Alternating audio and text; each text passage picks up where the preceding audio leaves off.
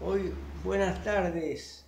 Eh, Vamos a inaugurar este, lo que esperamos ser una serie de videos en YouTube para hablar de algunos temas económicos centrados en el interés de la clase trabajadora y en el interés de los mejores, en el interés del país.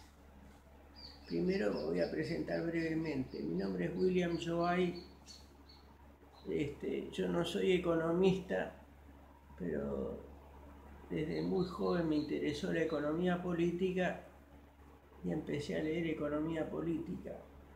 Hace algunos años, ya unos cuantos, formé parte de la red de economistas de izquierda del Uruguay y colaboré con la redacción de algunos de los libros que publicó la red de economistas de izquierda del Uruguay en aquella época.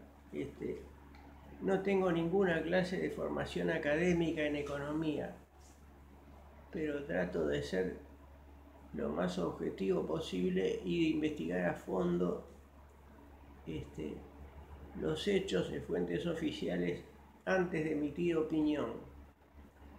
El tema de que voy a hablar ahora es la deuda pública uruguaya. Por los hechos que conozco, en mi opinión, la deuda pública uruguaya es un verdadero esquema Ponzi. Voy a explicar lo más brevemente posible qué es un esquema Ponzi. Un esquema Ponzi es una, una formación económica que en realidad generalmente constituye una estafa en la cual una persona o empresa asegura tener algún esquema totalmente seguro y muy redituable para conseguir ganancias fácilmente.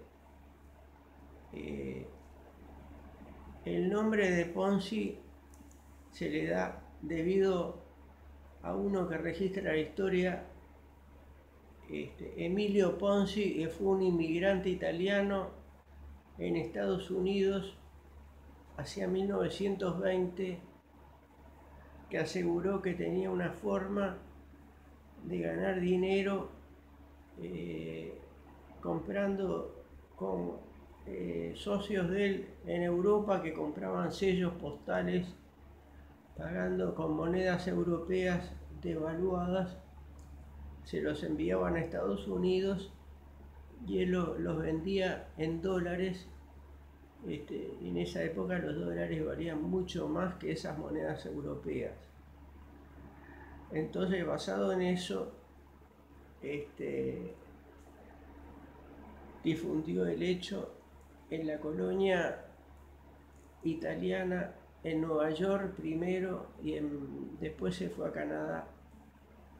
Y pidió inversores para ampliar la escala de su negocio, para poder comprar más sellos y por lo tanto ganar más dinero, prometiendo ganancias o intereses muy superiores a lo que se podían conseguir en cualquier otra inversión, en cualquier banco.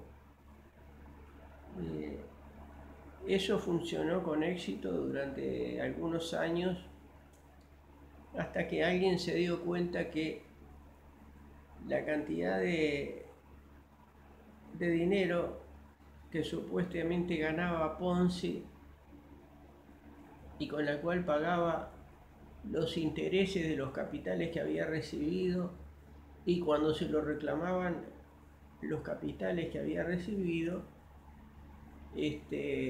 eran tan altos que no había suficientes sellos emitidos como para, como para pagar esas sumas de dinero.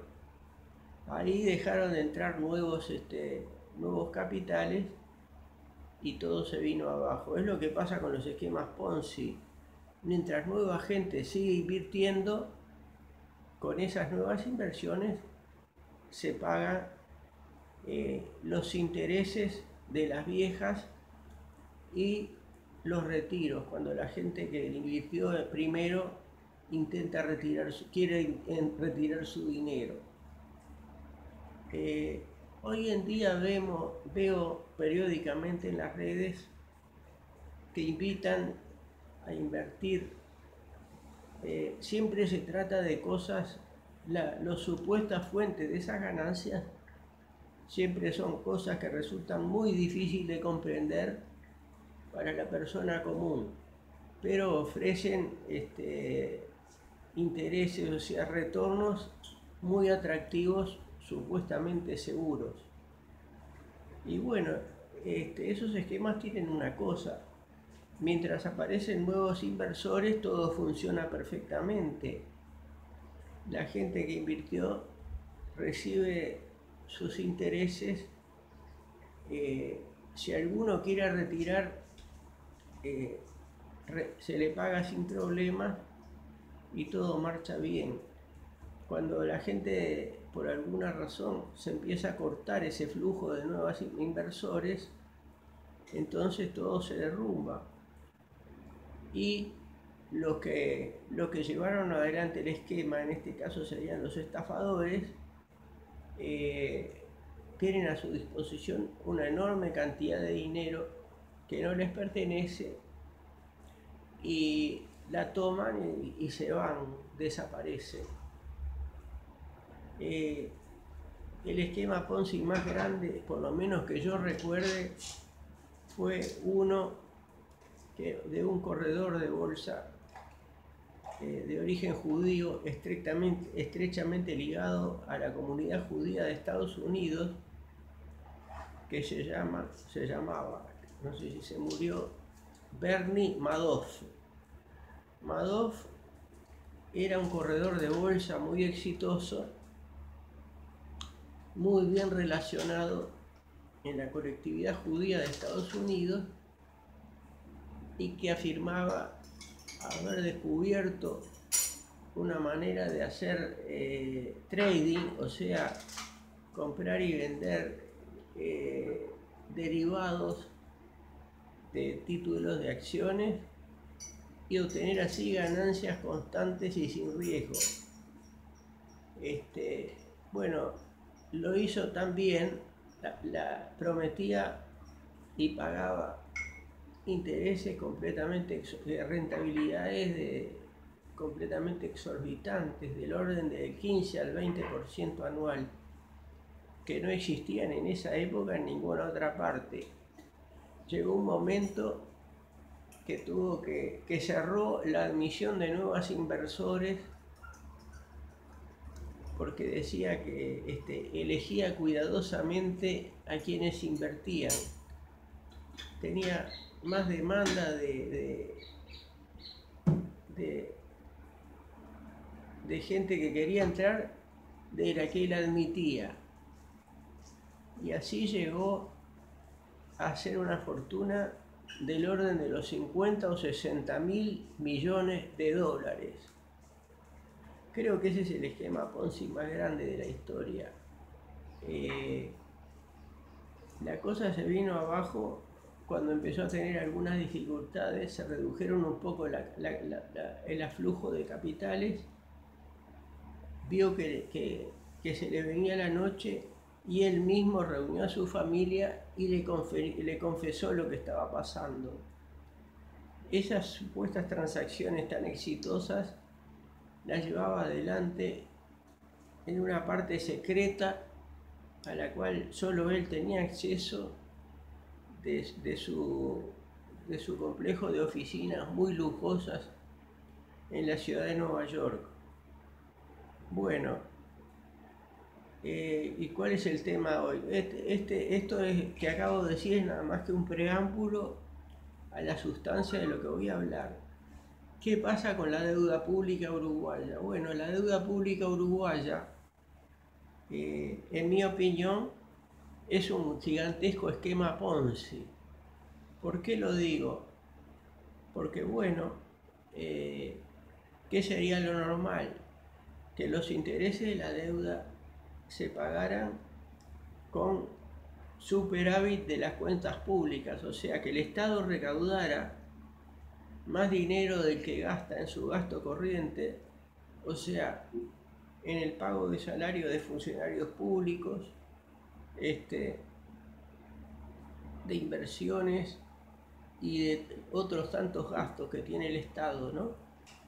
Pues no, en realidad, si miramos la información oficial que publica el Banco Central y el Ministerio de Economía y Finanzas, Uruguay tiene un déficit primario, o sea que el balance de las cuentas públicas antes del pago de intereses de la deuda, el déficit es de más de 800 millones de dólares. O sea, sin embargo, figura que se pagan por año 1.400 millones de dólares de intereses. Y uno se pregunta, bueno, ¿con qué se pagan esos intereses? ¿Y con qué se pagan los vencimientos que con gran frecuencia se están produciendo de títulos públicos emitidos hace años, emitidos con anterioridad? Y bueno, se pagan con la emisión de nueva deuda. O sea, si comparamos esto con lo que yo les acabo de escribir de lo que es un esquema Ponzi, nos damos cuenta de que estamos hablando exactamente de lo mismo, ¿verdad? Por eso el tema de la deuda es un tema sagrado, del cual ningún político, ningún partido político, por supuesto de los de derecha, pero tampoco los de izquierda, se atreve siquiera a mencionar el tema de la deuda pública. En realidad es un castillo de naipes que está a punto de derrumbarse. La pregunta es, bueno, ¿cuándo va a suceder eso? Eso no lo sabe nadie, mucho menos yo. Pero que va a suceder en algún momento, obligatoriamente tiene que suceder. Porque en algún momento esos títulos públicos que ahora se emiten alegremente, con frecuencia, y tienen una demanda en los mercados de capitales internacionales mayor que la oferta, en algún momento, por alguna razón, eso se va a secar. Entonces, eso está condicionando poderosamente toda la política económica y todas las decisiones económicas que toman los gobiernos y los partidos políticos. El tema de la deuda uruguaya está estrechamente vinculado al tema de las AFAPs, porque por lo menos un 25% de la deuda pública uruguaya está, de los acreedores, un 25% de la misma, más o menos, son las AFAPs.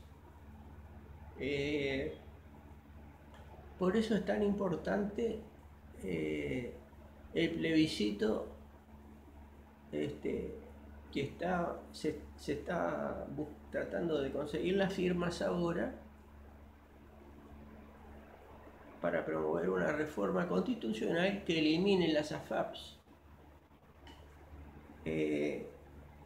Si se consiguieran las firmas y la votación del plebiscito sale positiva, o sea, si se eliminan las AFAPs, todos esos activos de las AFAP, de los cuales una gran parte son deuda pública uruguaya, irían parar a un fideicomiso que, según yo entiendo, quedaría bajo la administración del Banco de Previsión Social.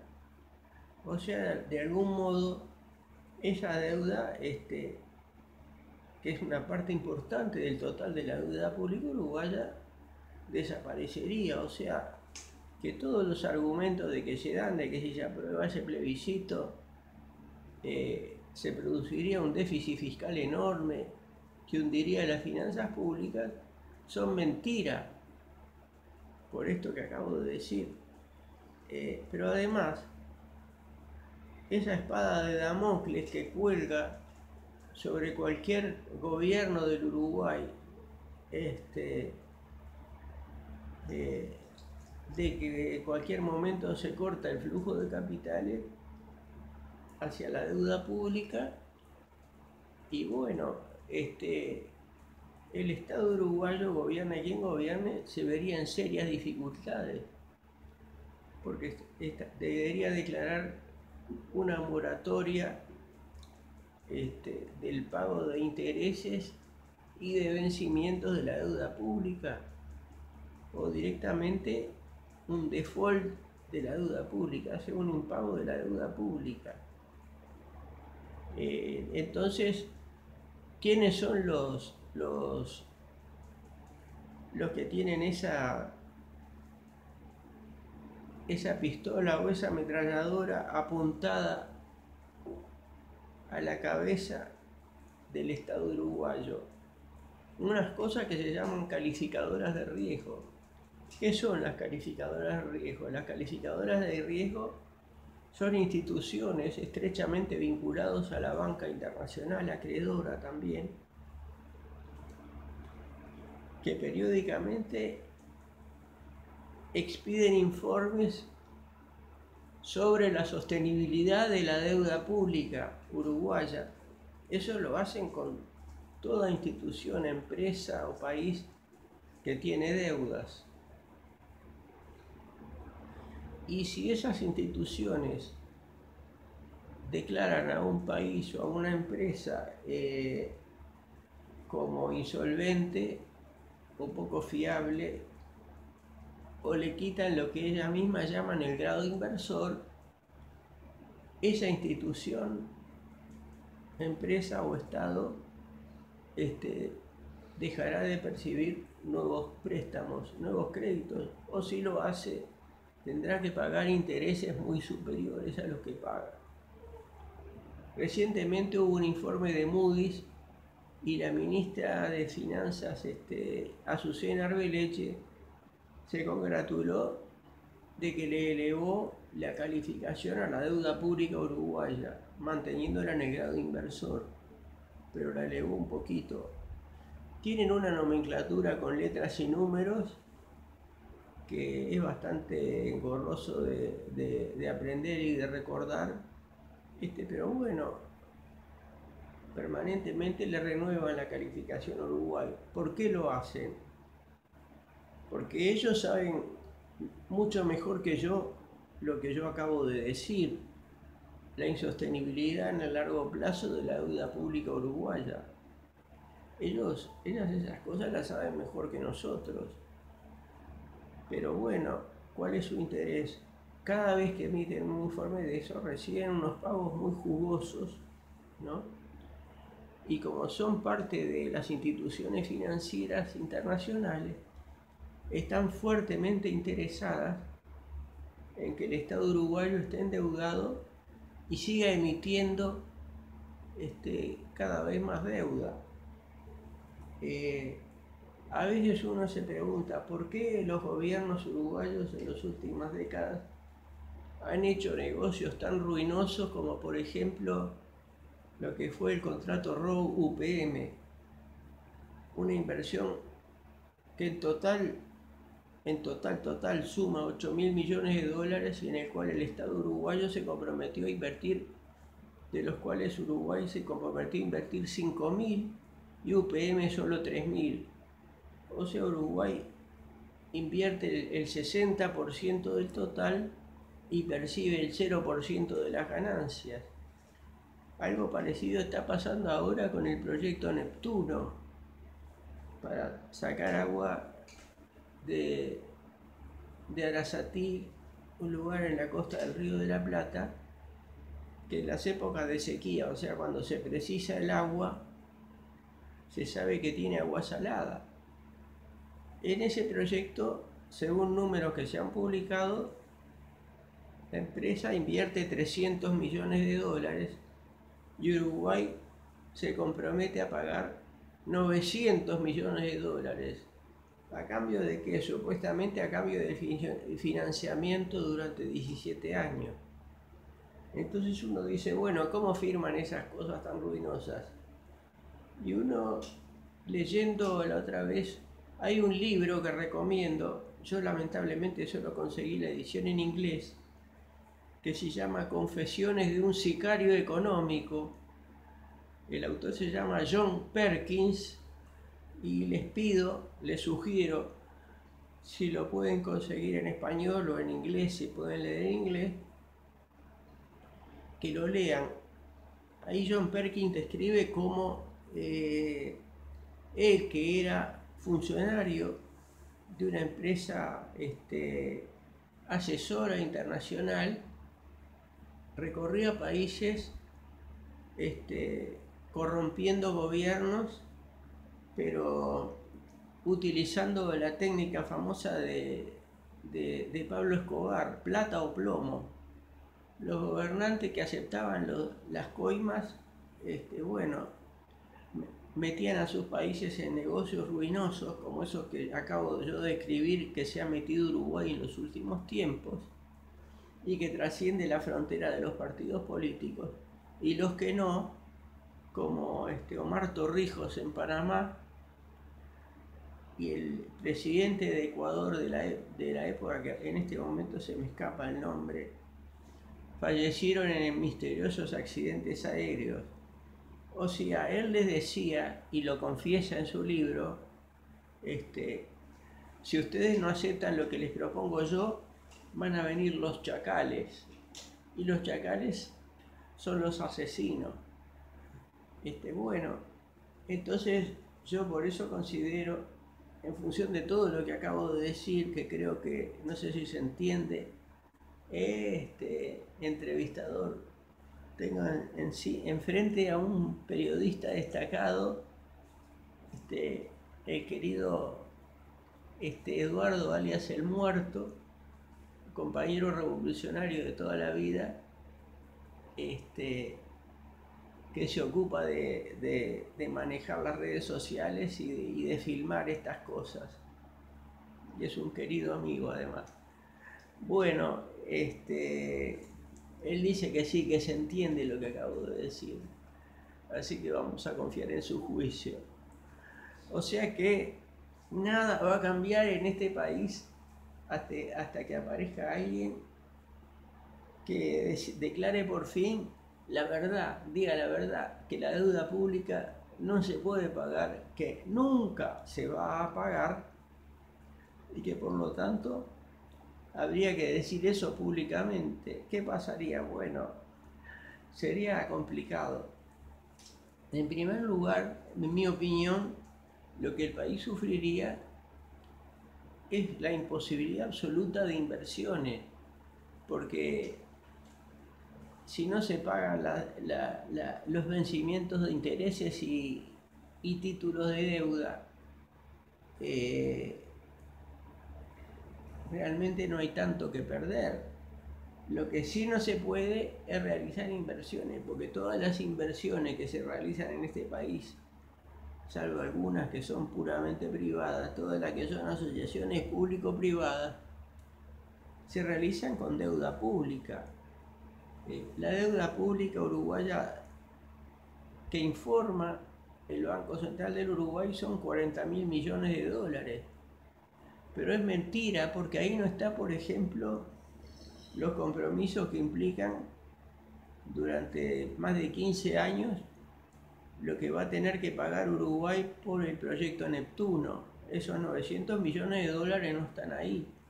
Tampoco están ahí los compromisos que asumió UTE con la energía eléctrica que producen los generadores eólicos, que según un estudio de 2 técnicos de UTE que pudimos leer, equivalen a 7.000 millones de dólares.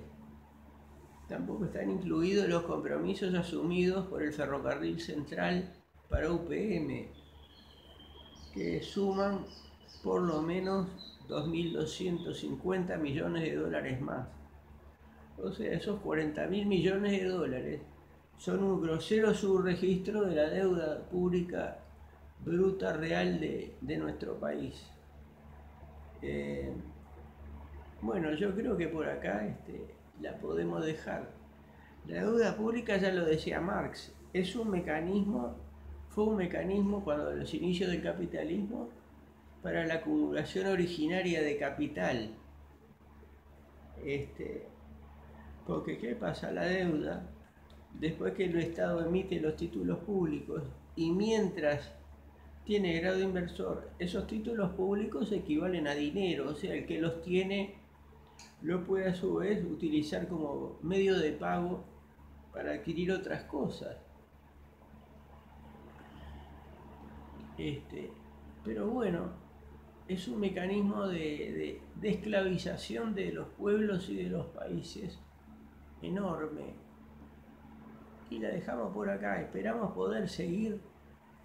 Y como hacen mis colegas youtubers, por favor, suscribirse a este canal que todavía no tiene nombre, pero podemos llamarlo Economía Política de los Trabajadores, si te parece bien.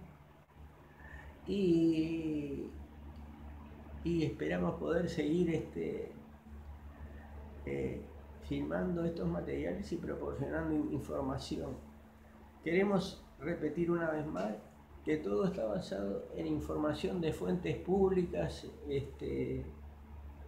o sea, información real, de fuentes públicas comprobables, nada más.